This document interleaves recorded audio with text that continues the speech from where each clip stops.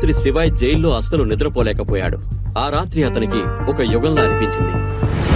నీ భర్త పనికి మాలినవాడు, నేను కాదు. నీకెంత డబ్బు కావాలి?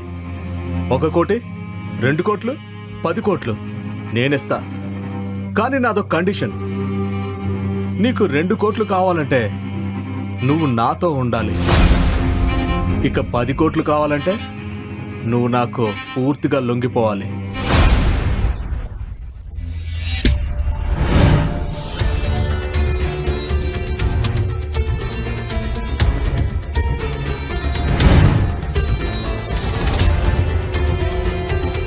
Your alarm, man. Get him out.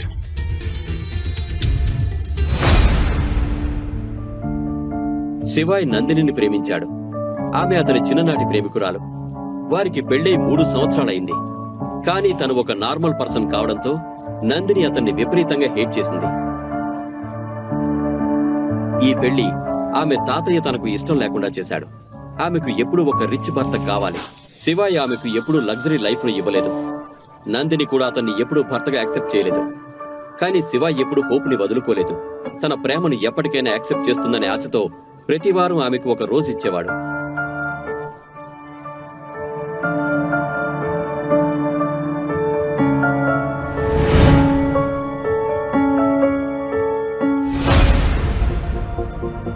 Hi Nandini. Oh hi Riya. Wow, you are looking so pretty. Thank you. నువ్వు జ్యువెలరీ వేసుకోవడం మర్చిపోయావా? ఓ సారీ. నీ హస్బెండ్ నీకు చెప్పులు కూడా కొనివ్వలేడు కదా, ఇక నగలేం కొంటాడు? ఏదేమైనా చూడు, మా ఆయన నాకు నిన్ననే 3 కోట్ల నెక్లెస్ ఇచ్చాడు. బాగుంది కదా? Very nice.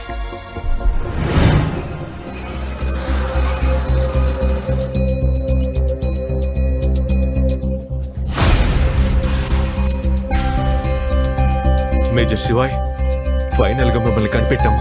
3 ఏళ్లుగా మీకోసం పిచ్చి వాళ్ళలా వెతుకుతున్నాం. మాకు మీ అవసరం ఉంది. ప్లీజ్ తిరిగి రండి. ఇది కరెక్ట్ టైం కాదు. ప్రస్తుతం నా వైఫ్ ని కాపాడుకోవడం నాకు చాలా ముఖ్యం. ఇప్పుడు వెళ్ళిపోండి.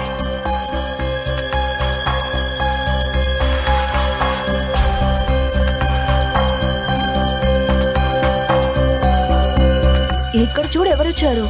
నందిని భర్త. నువ్వేమైనా చెప్పు కానీ అతని అందం, తీక్షణమైన కళ్ళు seriously too hot to handle. నువ్వు అతని అందంతో ఆవకాయ పెడతావా ఏంటి? నువ్వు అతని అందాన్ని చూసి వరల్డ్ టూర్ చేయలేవు. దానికి జేబు కూడా ఫుల్ గా ఉండాలి. అది ఇతనికి లేదు.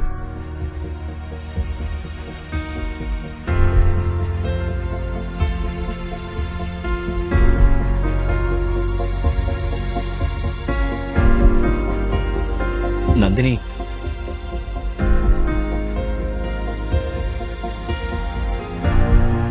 నందిని, నేను నీతో ఇంపార్టెంట్ విషయం మాట్లాడాలి. హే వదులు నన్ను. నీకిక్కడేం పని అసలు? హా? నందిని, పక్కకెళ్ళి మాట్లాడుకుందామా? నేను నా గురించి అన్ని విషయాలు చెప్పాలనుకుంటున్నాను. ప్లీజ్ నాతో రా. ఇంకా ఏం చెప్తావు నువ్వు నాకు? 3 ఏళ్లుగా వింటున్న మాటలే కదవన్నీ. కానీ ఇప్పుడు నువ్వు ఇక్కడి నుంచి వెళ్ళిపోతే చాలా మంచిది. ఇక్కడి నుంచి వెళ్ళు. I say go.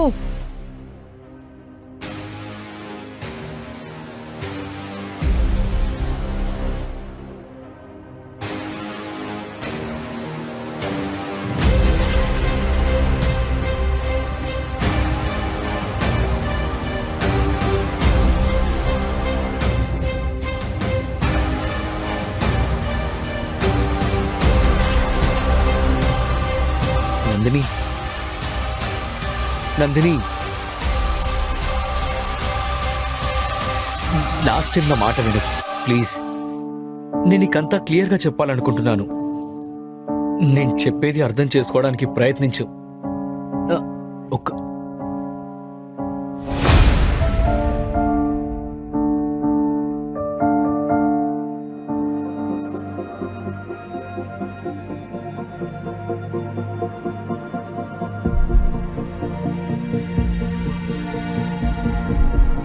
దీన్ని చూస్తున్నావా నువ్వు?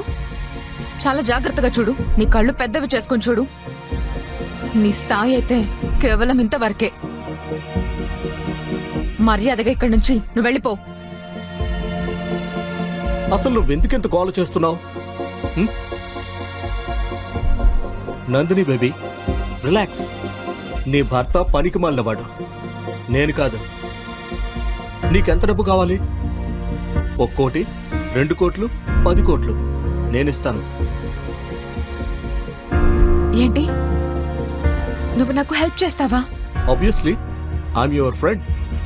కానీ నాదొక కండిషన్. నీకు 2 కోట్లు కావాలంటే నువ్వు నాతో ఉండాలి. ఒకవేళ 10 కోట్లు కావాలంటే నువ్వు పూర్తిగా నాకు లొంగిపోవాలి. కానీ దేవ్ తన మాట పూర్తి చేసే లోపే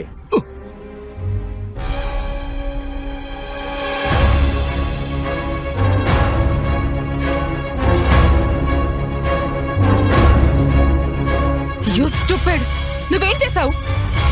అతను నాకు హెల్ప్ చేస్తున్నాడు. నువ్వు ఇప్పుడే అతనికి సారీ చెప్పు. నువ్వు నా చెప్పులు కూడా అతనికి సారీ చెప్పావు. నువ్వు నాతో రా, పద.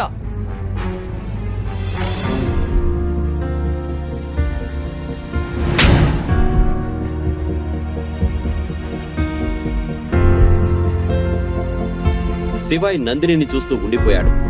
3 ఏళ్లుగా తాను ప్రేమించిన వ్యక్తి ఇంత స్వార్థపర్రాలు, కృతజ్ఞత లేనిదని అతను నమ్మలేకపోయాడు. 12 ఏళ్ల క్రితం నందినిలా లేదు ఆమె. అంత అమాయకురాలు, మంచి మనసున్న అమ్మాయి ఎలా ఇంతలా దిగజారిపోయింది? ఇక్కడ శివాయ్ మహేశ్వరి ఎవరో? నేనే శివాయ్.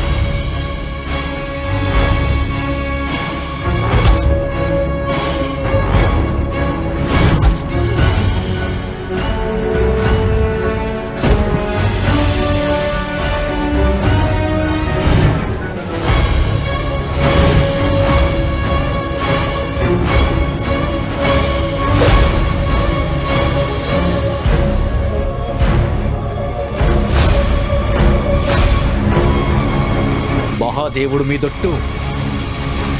ఈరోజు మీలో ఒక్కడు కూడా బతకరు.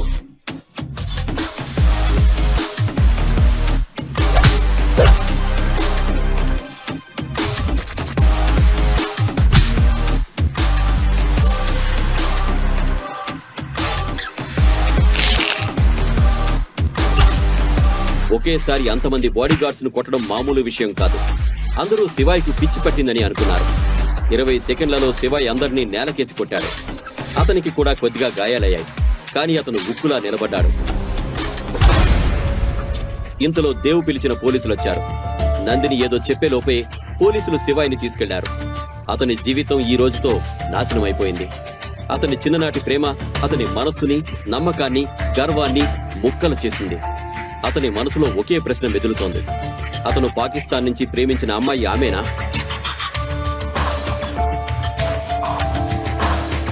ఫస్ట్ టైం నందిని శివాయ్ మనసులో ఉన్న గౌరవం కోల్పోయింది. 1 సైడ్ లవ్ రియాక్షన్ ఇదేనా? ఇప్పుడు శివాయ్ ఎవరిని ఎంచుకుంటాడు? తనను తాను కాపాడుకుంటాడా, లేక తన ఎక్స్ లవ్ ను కాపాడుకుంటాడా? అతను ఈ జైలు నుంచి బయటపడగలడా?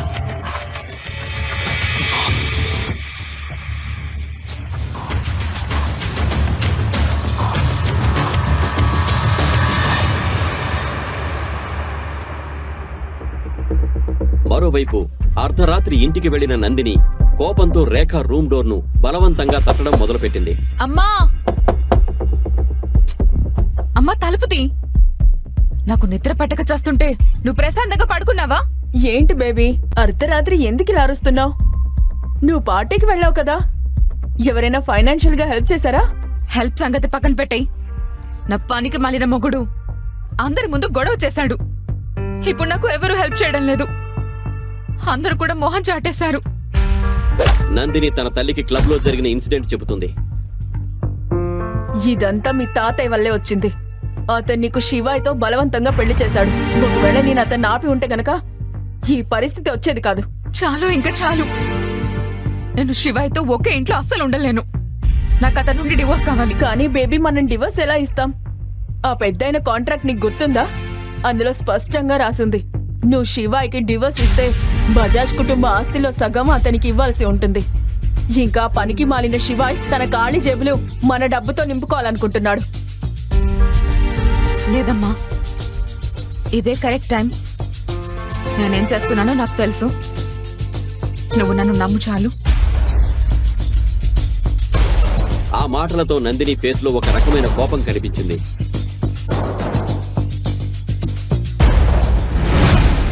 శివయ్ తన ప్రేమ, ఆత్మగౌరవం మధ్య నలిగిపోయాడు. 12 ఏళ్ల క్రితం జరిగిన సంఘటన అతని మనసులో పదే పదే మెదులుతోంది. నందిని తన చిన్ననాటి ప్రేమ కానే కాకూడదు. కానీ ఆ భయంకరమైన చీకటి రాత్రి రోజు చేసిన ప్రామిస్ ను ఆమె ఎలా మర్చిపోయింది? ఈ ఆలోచనతో ఆ చిన్ననాటి అమ్మాయి అమాయక ముఖం, ఆమె అందమైన లోతైన కళ్ళు, తీయని గొంతు అన్నీ శివాయి ముందు ఒక్కొక్కటిగా మెదలడం మొదలుపెట్టాయి.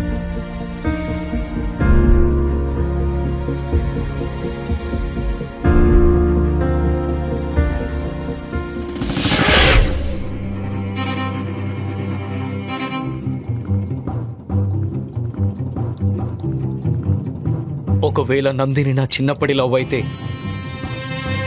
నేను ఆమెను ఎలా వదిలేయగలను? నందిని లేకుండా బ్రతకడం కష్టం, కానీ తను లేకుంటే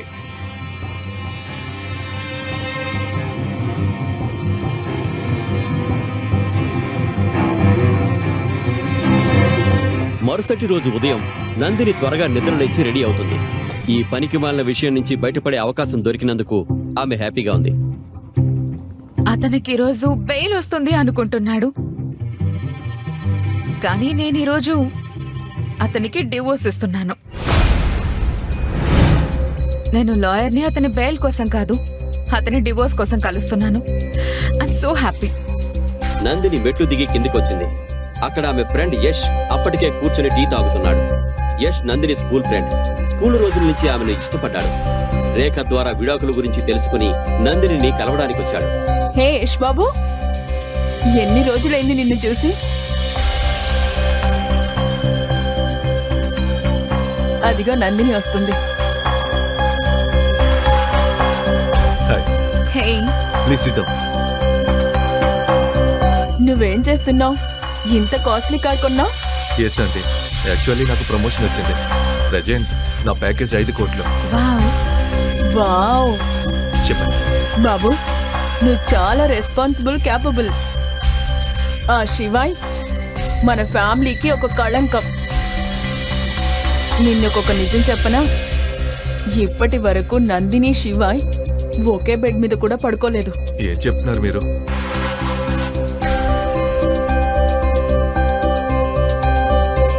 లెట్స్ గో. ష్యూర్. లేట్ అవుతుంది కదా. తర్వాత కథ తెలుసుకోవడానికి తదుపరి ఎపిసోడ్ను పాకెట్ ఎఫ్ఎం యూట్యూబ్ ఛానల్లో మాత్రమే చూడండి. మరియు రుద్ర ది డిస్ట్రాయర్ అన్ని ఎపిసోడ్లు వినడానికి కిందిచ్చిన లింక్ పై క్లిక్ చేసి పాకెట్ ఎఫ్ఎం యాప్ని డౌన్లోడ్ చేసుకోండి.